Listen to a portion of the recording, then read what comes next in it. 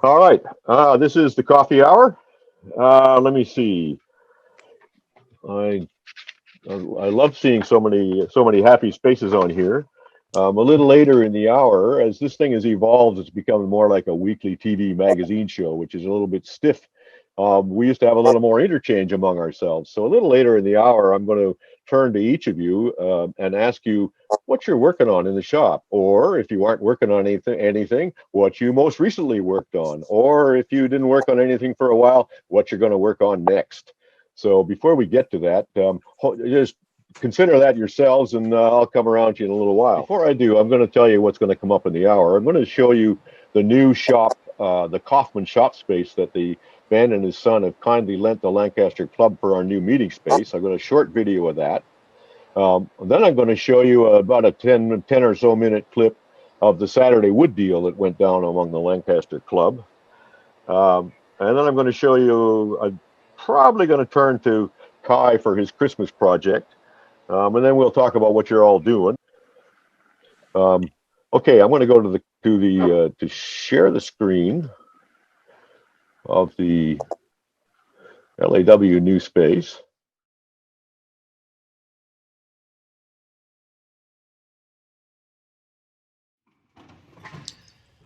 So this is the enormous new space that is being graciously loaned to us by Ben Kaufman and his son Ryan at Kaufman Kitchens in New Holland. It's an upstairs mezzanine space in their enormous new industrial building. I think this is about 25 feet wide and the 50 feet end to end, an L shape. And this is the Lancaster Club equipment that has just been moved here today, Saturday, from the Pennsylvania Craft Guild shop where we had been meeting in downtown Lancaster. So it's all just scattered on the floor here, but as you can see, the equipment we have is dwarfed by the space. There's ample room here to socially distance. There's lots of light, and it's completely climate conditioned, which means there's lots of moving air. Okay. Anybody got any questions about that? Could you see that? No. Did anybody see that? Yeah. Yeah. Okay. Phenomenal. Offer that the room, just so it's clear from the panning, the long legs, it's like an L-shaped set of rooms, and the long leg it approaches 50 feet.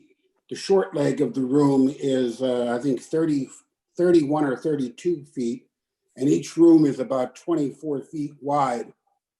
And as far as an ideal location, if a presenter or a demonstrator is standing at the corner, like at the vertex, you could have people 10 feet apart and have 25 or 30 people in that collection of rooms.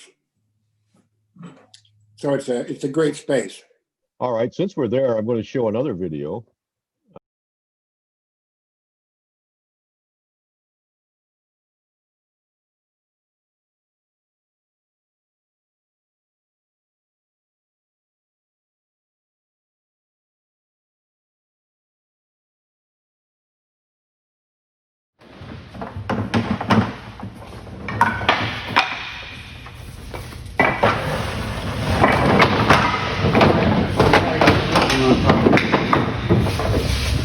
Light it down a little bit more.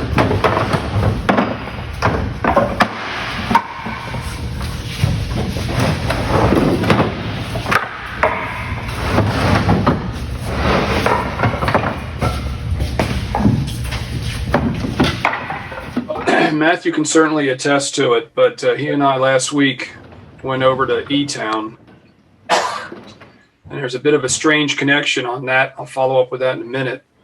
But we've got a long bedded Ford 150 that is pretty much over to the top of the side rails, or the side, filled with, I got to say, Matthew, there's not one piece there that's green. Would you suggest that everything there is dry?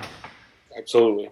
And the gentleman that offered it, we all saw a bit of a chain of in an email maybe a month ago. Was what would you? I mean, I didn't meet him because it was a neighbor of his that helped coordinate it. But my understanding is this is a gentleman either in his late 80s or possibly after that. And he's doing what Ted's doing in downsizing. And when they first sent pictures out, the scale that I was getting was kind of, Tupperware or Home Depot bucket full of cutoffs. These were cattle troughs, like 6 feet long, 3 feet wide, 2.5, 3 feet tall, filled with a ton of. There's some really cool. I want to say it was ash that had some wormholing in it. I've already done a few things with one small piece that have come out really neat, but a ton of walnut, mahogany, oak. There's been just to think, Matthew, would you say maybe 25 to 35% of it was already rough spindle? Yeah, yeah, definitely, or definitely ready to be rough spindled. Yeah, Square stock. So is this on offer to the club? totally. It's here for the club's taking. How does the club get to it? Right now, it's living in my barn.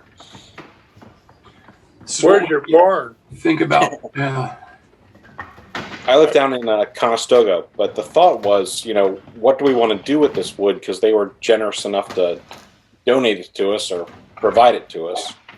Yeah, but the bottom line is, it's if you're looking for some quick pieces of some pretty good stuff. I know you found a couple of pieces, Matthew, that almost looked like it was ebony, but it was. What do you want the guys to do to come to get together with you for wood? Well, right now it's all sort of stacked in bread trays, and it's one stack, and nothing's really organized. So I didn't know if we wanted to, at maybe the New Holland meeting place, we could bring it up there and spread it out if there's room for it. Or just some sort of, even the park where we had these summer meetings, the summer picnic. Grab a pavilion and just spread it out a little bit as a sort of central place that people could come look one day. That's a good idea. We got Dave Belial waving over here. Dave? Yeah, I just wanted to say something. A neighbor of mine would bring me some pieces of wood, and about a year ago, or even, I guess it was when we're still meeting at Stevens Tech, I would bring some stuff in, I'd put a low price on it, and the money would go to the club. I can't see why, if people are going to come and get this wood, I can't see why they can't throw a few bucks in and donate it to the club. Just my opinion. One of the thoughts that was thrown across the table, and we did not commit to it necessarily, though we did not disagree with it, was this gentleman is going to be doing some tutoring. He's going to be training some people in his shop. And, there was a suggestion that maybe we might throw a couple of quid his way. So that's a good idea, that if we can collect something in a hat, to help him encourage. Well, why don't you sell it off as a buck a piece? That's a great idea. Yeah. Yeah. We could kind of sort it out. Some of the pieces are I think so. quite nice. So Ben, could that work at your son's shop, or is that too much mess for that place? No, that'd be perfect. Yeah, no, we'd have plenty of room there. I mean, even if it's the point, if you have a spot out in your parking lot with a light above and it's not an evil night, Matthew, kind of people picking over your truck if it's okay with you. Yeah, that'd be fine. Mike, I'm not clear on what you're talking about. What kind of wood? What do you have? Well, they're cutoffs. They're probably, Matthew, stop me if I'm wrong, but I want to say maybe 20% would be considered maybe an inch and a half thick, 6, sometimes 8-inch wide. But you're talking about pieces that would be probably 15 to 18 inches long. Yeah. And then a fair amount are probably 4-inch square, 15 to 8-inch long. And then even wider in diameter. Primarily spindle turning, I would suggest, though there are some that you can make some smaller platters out of. And there are definitely some round blanks already cut. Yes. Yeah, there are a number of bowl blanks, or platter or bowl blank sizes as well. What couldn't we have a schedule a Saturday morning when they'll be all over at Ben's son's shop, and anybody who wants can come and make a deal. Hey, why don't you make it so that when you take the stuff over, the rest of the stuff over, the equipment over to Ben's shop, we can do the same, have the wood there, so anybody that helps with the wood can help with the getting the shop stuff over, can also come and look at wood. That would work. I can have the truck loaded up Saturday morning and be ready to go. Piece you took, the one? Looks like you got a deal for Saturday morning at Ben's son's shop. Ben's that going to work? See what you got. Yeah, it'll work fine. Anybody see any issues with that? What time do you think you'll be up there? Nice to meet you, Nice to John. meet you. When did you say that the guild opens, Barry? 10. 10? We wouldn't be out to Ben's shop before 11 anyway. I'm a lot closer to you. Really? Yeah, I live in Blossom Hill. Okay, I'm on Bloomingdale. Yeah, I know where you. Yeah. yeah. Well, nice to see you. Yeah.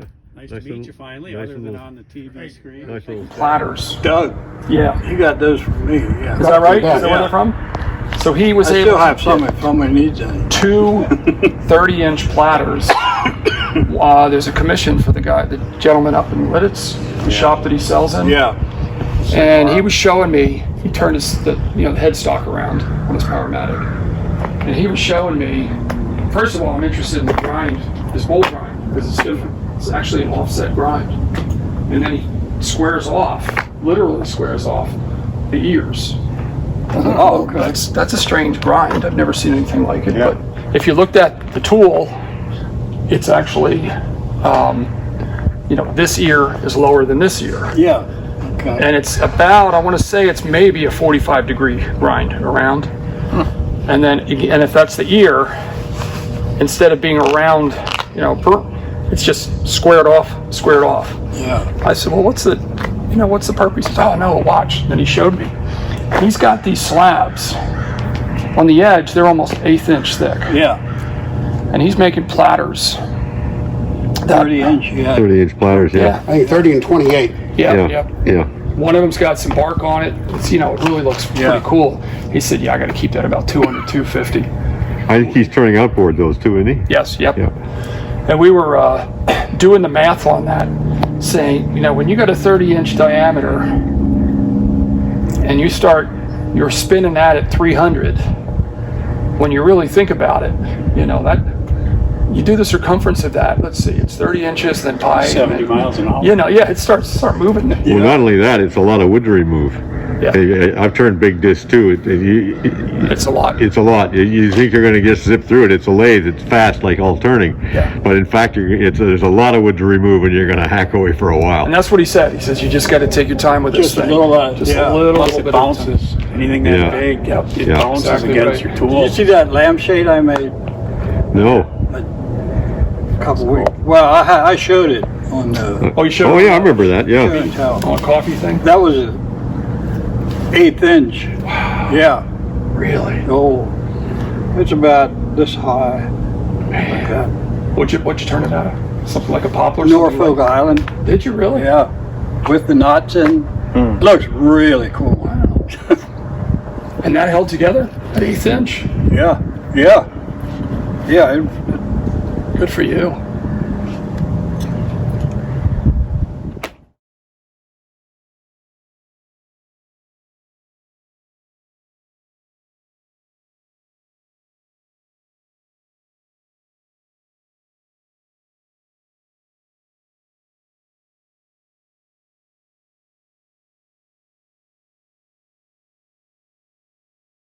A lot of shavings if it's an 1/8 inch And thing. I calculated it one time when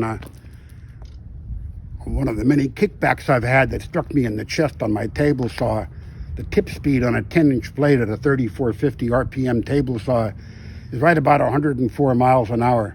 Yeah. That's So if It transfers into, the teeth ain't going by it and they're just grabbing it and throwing it, yeah. it really hits you in the. I had one time magic markers here, not Sharpies, in my bib apron, and hit the Sharpies, and I just had my apron, my shirt, my T-shirt, my chest was all red and black markers. one of the guys I learned from wore an apron that had pockets, and he had staves of oak in it. he did a lot of shaper work and a lot of table saw work, and you know, he was just afraid of getting skewered by a ripping. Yeah. Armor. Yeah, body armor. Gentlemen, I gotta go. That was shot with a phone cam and lightly edited it. And then I picked up the audio from the Lancaster Club meeting, which was talking about the week ago. Now, was that interesting to you guys? Do you want to see more of that kind of stuff? Oh, great.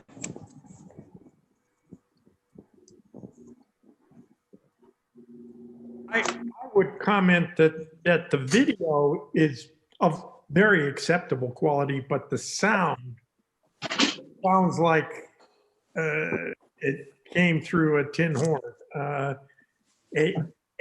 Does your video editing suite allow any audio enhancement? Because I use Final Cut Pro, but you can just snap on the clip and let it do the magic thing, the magic wand thing, and it'll straighten a lot of that video out amazingly well. I will try that. What I've been doing actually is selecting the audio channel, and you see, I'm holding a phone in my hand in that case, not even a tripod, no external mic. So whatever the phone gets is what it gets, and we're standing socially distant apart.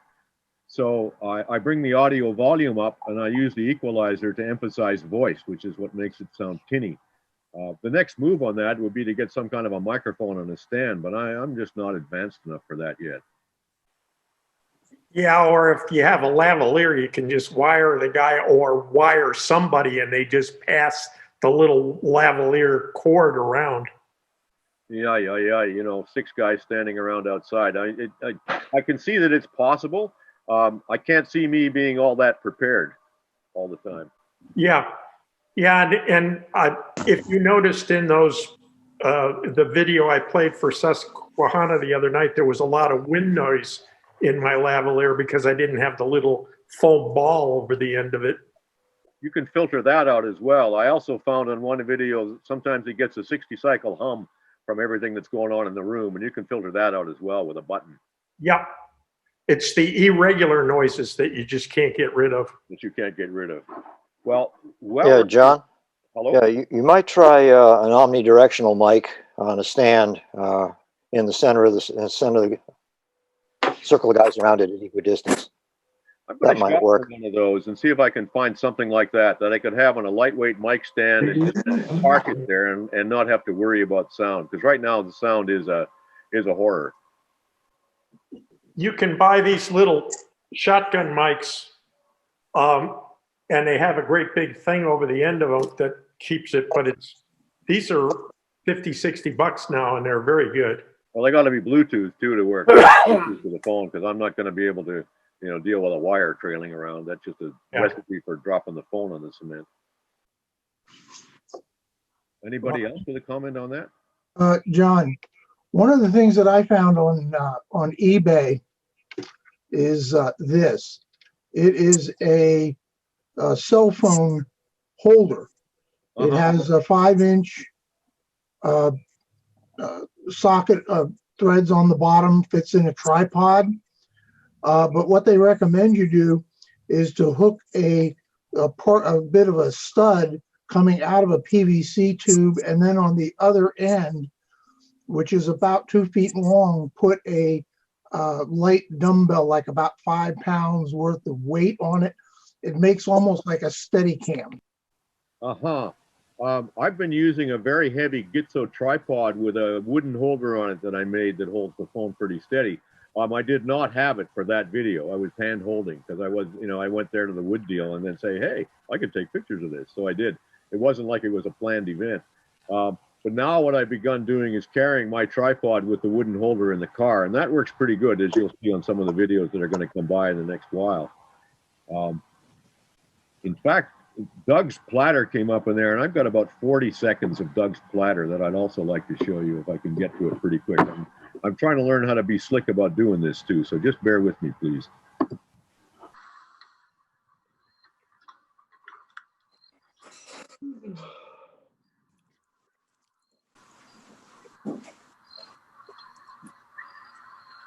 Now that is wood porn.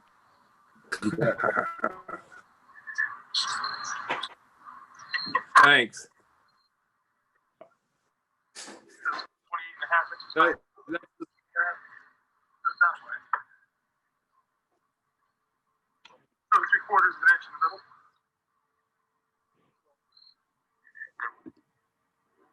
I also have video of Doug turning the other platter. It's not edited yet, and I don't want to show it this morning anyway, but at some point in the future, you'll see that as well. Quite interesting. Let me see. Anybody, any comment on that? Beautiful work, Doug. Thank you. Yeah, Makes me envious. lovely piece. Very Thank you. good. And how much more of that wood you got? I've got one more piece that's about 30 inches in diameter after this one's done. I got a bunch of 23 and 24-inch pieces, but that's the last of the big one. But Ben generously offered me another piece. Said he's got a bunch more up in his barn, so I might have more yet to come if I want to. Is that so, Ben? They don't sell that quickly. Sorry. Yeah, I have some more available, some that are even bigger than that yet. Are any of them got that feather figure that was in the one he has on the lathe now that you'll see later, the one that has a crotchwood and all that? They all came from the same tree, so it should be. Yeah. Fabulous. Beautiful wood. Let's see. I'd like to move on to Kai, who's got something to show us. That's, I believe, in the report from the meeting those guys had. You ready, Kai? Yes, I'm ready. I'll try to share the screen. Let me see whether I can do that. Everybody see him spotlighted? Yes. Yeah. Cool. Okay, just a second, please. Here it is now. Okay. Right. We had a club meeting 1.5 weeks ago, and I'll show you the little report of it. The topic was little presents, not necessarily Christmas presents, just little things that you can give away. And I just scroll quickly through the report. Yeah. So here Theo started showing how to make square spinning tops, and he built a special chuck thing to hold the square wood piece for working. Right. Then the next one, or the next thing was a step-by-step introduction in how to make these pencil extenders. And again, Helmut, who presented it, had made a special chucking device for these pencil extenders. Then Matthias showed us a step-by-step report with pictures on how to make these candle burners, or actually it's kind of little wax ball burners. Wax, yeah, it's a wax ball burner, yeah. So the ball or the balls come down the slope here, and the flame melts the wax runs into the burner where there is a container and burns, and that happens really slowly. So I think with one ball you can have 20 hours of candlelight or something like that. Okay, and again he had special jaws made by somebody for his scroll chuck to hold these candle holders while producing them. The next report was on how to make these cats, and this was done by Katharina, and she had a special method to stabilize the head when turning. And then I showed something about how to make these little key rings, and also a special way to hold them with a a drill that is reverse chucked into a collet chuck, and then I press the fish on it, so I can work it from one side. Yeah, and another one was about how to make pens, and here a special way to sand the ends of the pen planks flat, so that you get to the tube inside and you can chuck them on the mandrel. And then we have had one more report that it wasn't in yet. It was about making these hairpins, so long hairpins, maybe 10 inches long, that you can use to put their hair up. And he showed it also step by step how to make them. Yeah, that was kind of a quick overview of what we did, about 2 hours. And it was, after 2 hours, it was really hard listening anymore. But yeah, we got lots and lots of information about how to turn things, how to chuck things, variations, how to treat the surface of the objects. So there was a lot of good discussion going on, and we had fun, and I hope we learned a lot as well. Okay, so that was the screen share of this.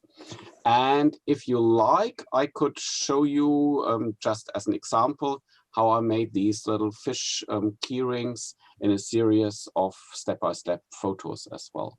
Go for it. Yeah, okay. So I'll share the screen again. And now I have to get to this one. Ah, it's here. And I have to start my PowerPoint. Hope that's going to work. Okay, can you see the PowerPoint now? Yep. Yep. Mm-hmm. Okay, sorry, I didn't change that into English. It just says keyrings from little leftover pieces of wood. For example, from pen production or so, that you have small pieces. Okay, so that's what my collection of small pieces looks like. And that was the first keyring I tried. If it's a very short piece, it's good for kind of a barrel shape. It only has to be maybe 1 inch long or even less, and you can turn things like that. The hardware is from China, and I mail ordered it. So you can kind of personalize it by putting your initials on the chain of the keyring. And these are the letters. You get them in metal, wood, plastics. The metal ones are the most expensive ones. They are about 10 euro cents in Germany. So maybe about 10 cents in the USA as well. So another example, the plain wood, you can burn rings into it or something like that to make it a bit more interesting. Here is another keyring. So in this one, there is a hole where the connector here can be pushed in so that you don't see it anymore when you have your keys on the metal wire here. And these are variations, small things you could also turn. I found turning the bowl most challenging. Even a small ball turned freehand is a challenge, I think. So it's easier to make a mushroom or acorn or something like that. Yeah, other shapes. Here the keyrings are oval. They have a nice, or are a nice accent as well. You can also mail order them from China. So there's one company, I can show the name later on, that sells them.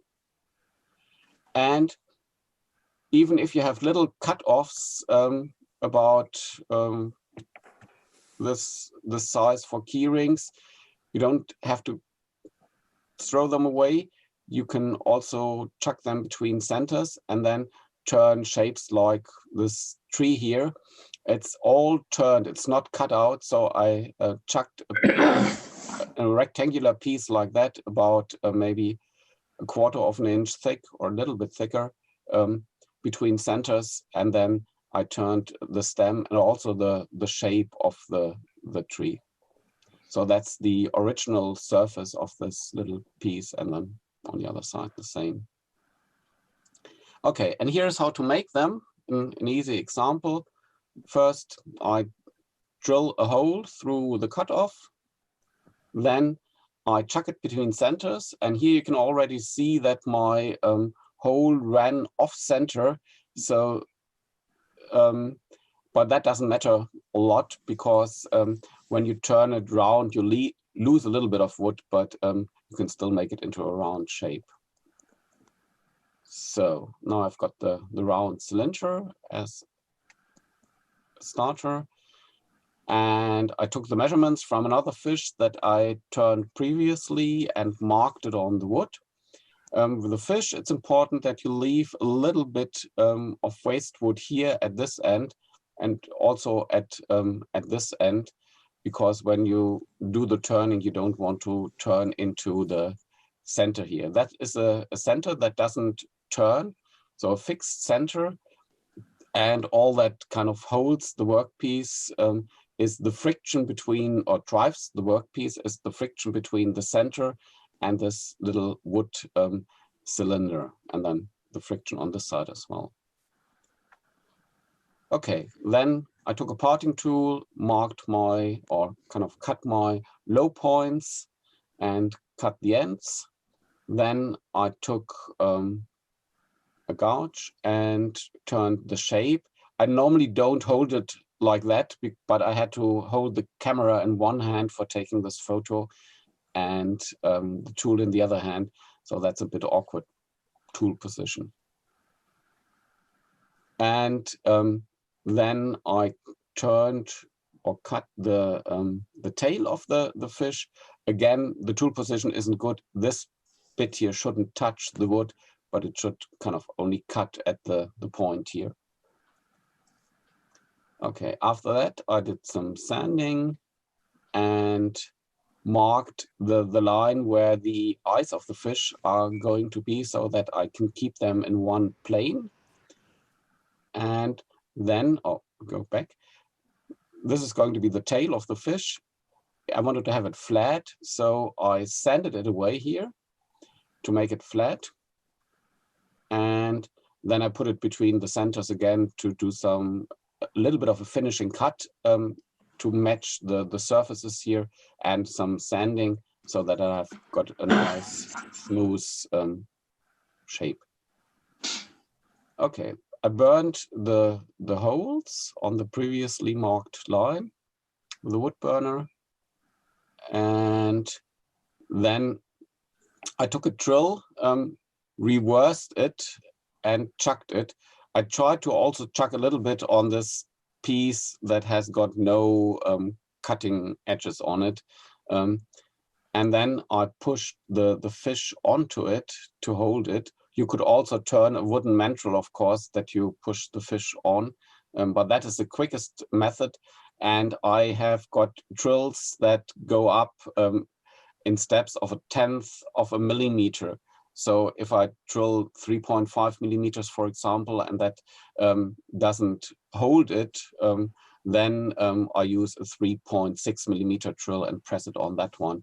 And that gives the grip that I'm after.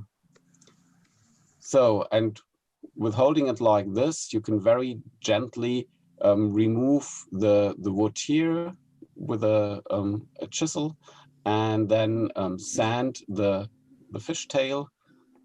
And then I reversed it, finished this part. You can steady it with your fingers for doing that in the beginning, so that you don't get vibration because it's only held here. And the last step was then finishing it with some melamine lacquer that I used here. Okay, and that's the finished fish. For the little tree, I changed the procedure a little bit.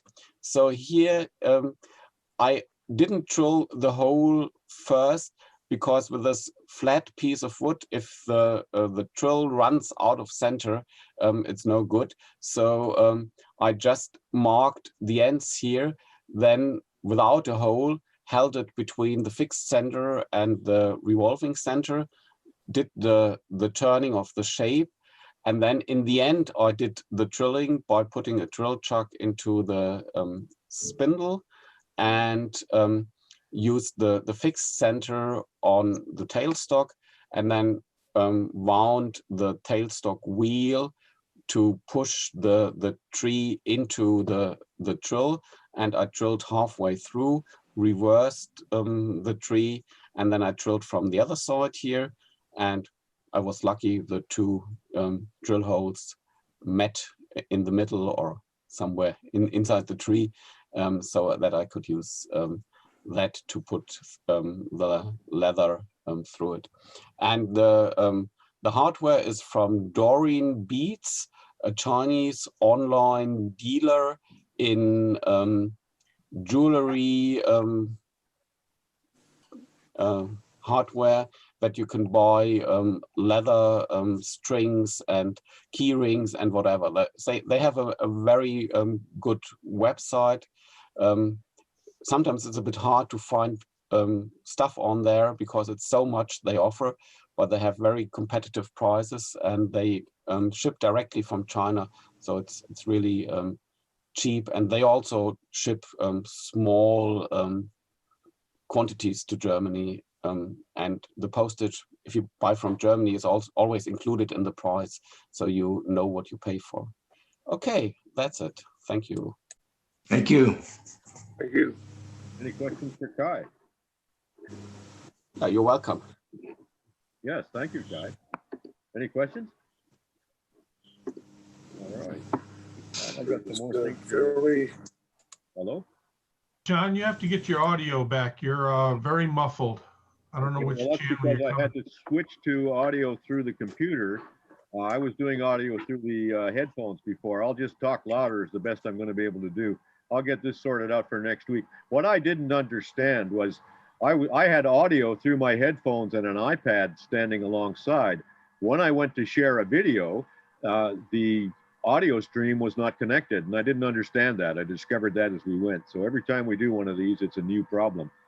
So to simplify the setup, I logged off from the headphones, and now I'm talking into whatever the laptop has in its lid, which I know is not a good mic. Since I have you, Troy, did you guys try to have a remote meeting? We did a hybrid meeting. We didn't get anybody to sign up for the in-person attendance at the store, but we went ahead and did the broadcast from the store anyway. Going forward, we're probably going to insist on having a certain number of attendees at the store if we're going to broadcast from the store. Otherwise, it doesn't make it worth the effort of bringing all of the audio video equipment in, hooking it all up, and being there, three of us, for a couple of hours in the evening when nobody else is going to come in person. The reason we decided to try and do that is because a survey that I had put out had several responses that people weren't interested in doing Zoom, that they got much more out of being there in person. Well, we're going to try and do it a couple of months here and see if we can attract some people in. We'll do the social distancing thing with chairs separated and masks and everything to try and protect everybody. And we'll see how much traffic we get in the store. All right, thank you. I have a screen share too that Kai and I were talking about that maybe other people might be interested in. If I could throw that up, John. Yeah, let me spotlight you again. Go ahead. All right, this is, can you hear me? We can hear you and we can see. Okay. This is a live demo on certain days that's sponsored by Record Power out of, I guess it's Australia or United Kingdom there. I told Kai about it and he asked me dates and times again. If you want to get the link from this Mike Davies guy, if you can see his address up there.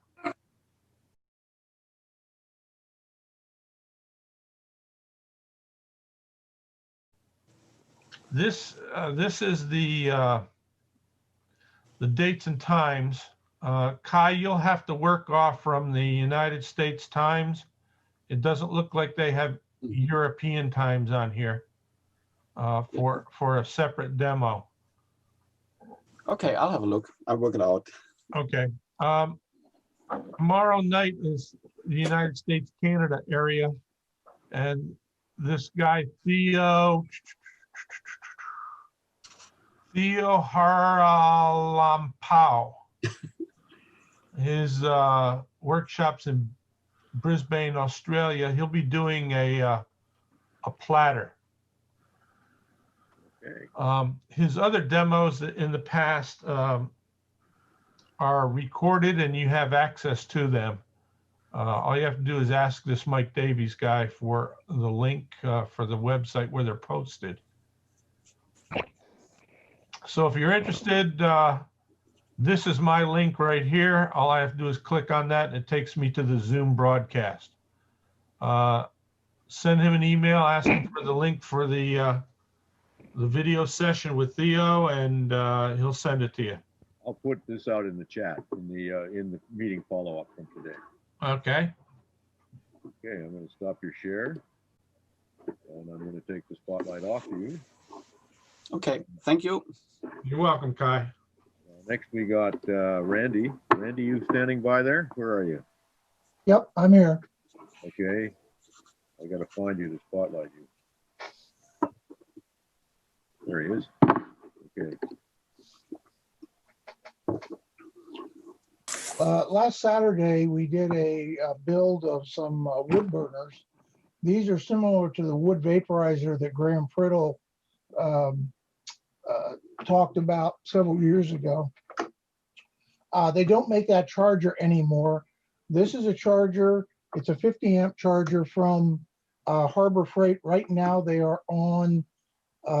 They are selling for 34 something. And so it's a real good deal if you're interested in doing a wood burner. I'm going to try to get this up. This is nichrome wire. This gets extremely hot. I can tell you from experience that if you have a bowl or a piece of wood that's an eighth of an inch thick, this will burn a hole in it.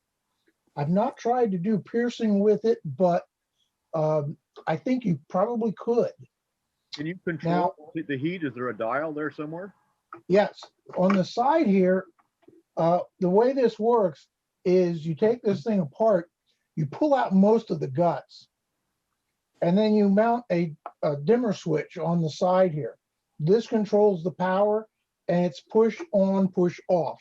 So now I'm on. You may be able to hear this when it comes on. It hums a bit. Hold the burner itself further away from the camera. It's out of focus. Better. Thank you. Okay. And there is a meter on here. There's a little a meter, and you can see that gets extremely hot. Wow. I have a little piece of cardboard here because I don't want to don't want to get anything really hot against my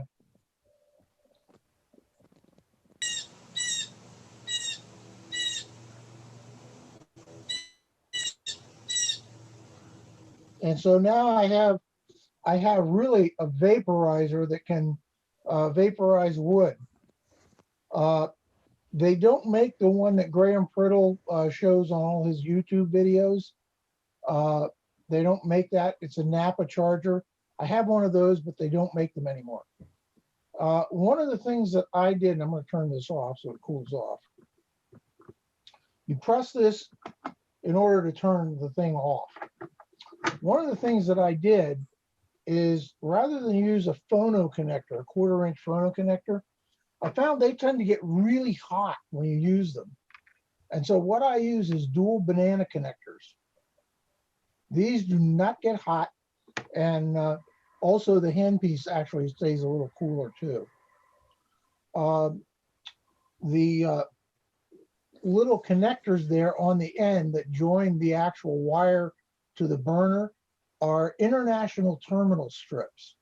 I don't know if Kai is familiar with those or not. But these are international style terminal strips. You can get them at Lowe's. Used to be able to get them at Home Depot, but I don't think they carry them anymore. So this is a really nice little burner. It has no temperature control, but it works really well, and it gets very, very hot. And what did you say your total cost is? Probably about, let's see, probably somewhere between $45 and $50. Oh. Randy, where are you getting the banana clip? I order them on eBay. If Okay. anybody wants any, I have a few extras. Ron, if you want one, I give you one. Well, I have the phone jack on mine. Yeah. Did you notice it gets hot when you use it?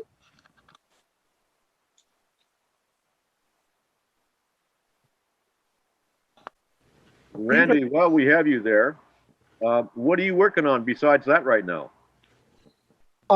Actually, when we went to the woodcraft store, I got 20 slimline pens and some maple and cherry dowels. And what I'm going to start doing is making a turn for the troop set of pens. Nice. These are pens that are given, sent overseas to servicemen serving our country. That's nice. Good project. And so I usually try to make about 20 of them. Last year I made them at the farm show. So I was turning them at the farm show and then taking them to sending them out. Excuse me. Okay. Sorry for that. Okay. And so I sent them over to Woodcraft. They send them out. They do a turn for the troops, usually around Veterans Day. Of course, that's on hold this year, but I decided I was still going to make pens. So Okay. that's what I'm doing right at the moment. Somebody else, what do you got going in the shop? Don't all speak at once. John, I haven't put any show and tell up for a while. I got 2 pictures on my screen. Can you bring them up? Let's see if I can get them up. Just pictures of some work I've been doing and clustered together. Let's see if I can do a share screen.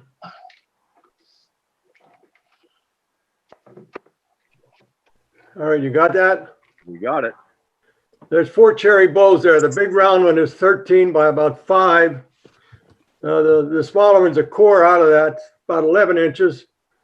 And then the natural edge is the same as the other half of the log, about 13 and a half by 9 across the width, and about 5 inches high. And again, the core come out of the inside of that, about 11 inches. All right, now I got that spalted maple that we got over on New Holland Avenue. There's a calabash down there in the bottom right. You can't really see much of the shape of it. These are about 11 or 12 inches, the big ones, and the smaller cores are about 8 or 9. Your phone's ringing. So that's what I have right now, what I'm working on. These will probably get sent down to North Carolina. My one of my nieces is interested in having some of these for some of her clients. All right. Anybody else? Before I go, wait a minute. I'm going to send out a link to a YouTube video that shows you how to build that wood burner.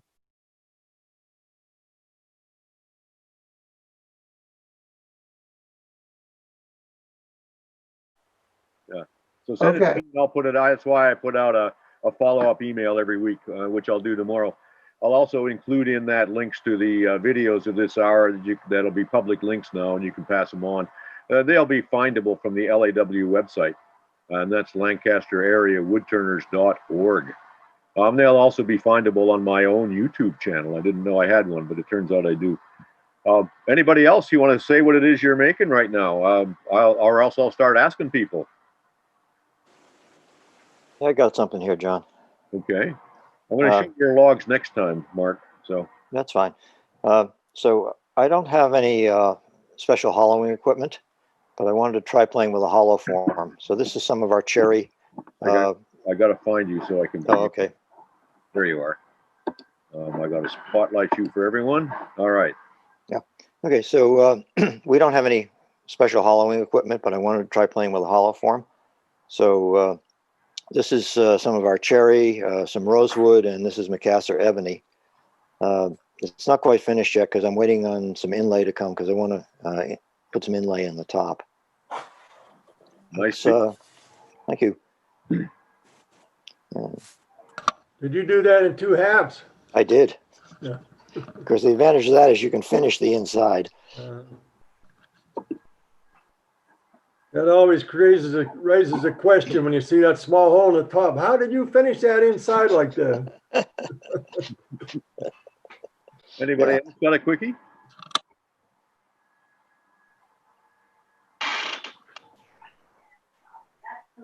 Well, I'm in queue. I have for going on for next week, just to give you a quickie preview.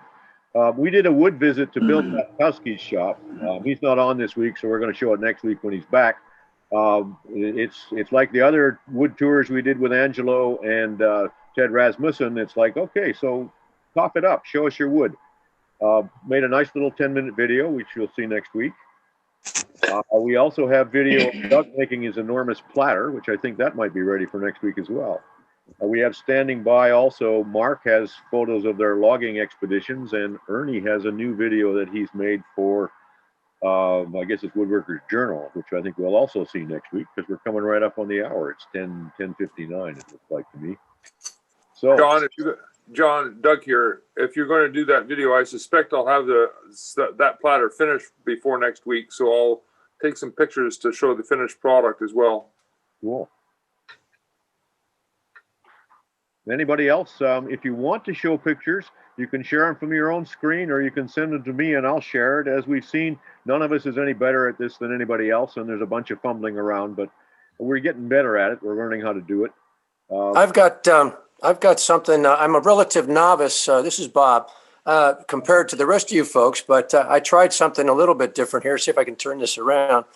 Okay. This is cherry. I haven't put a finish on it yet, but I had a pretty good time making this. It turned out pretty well, and then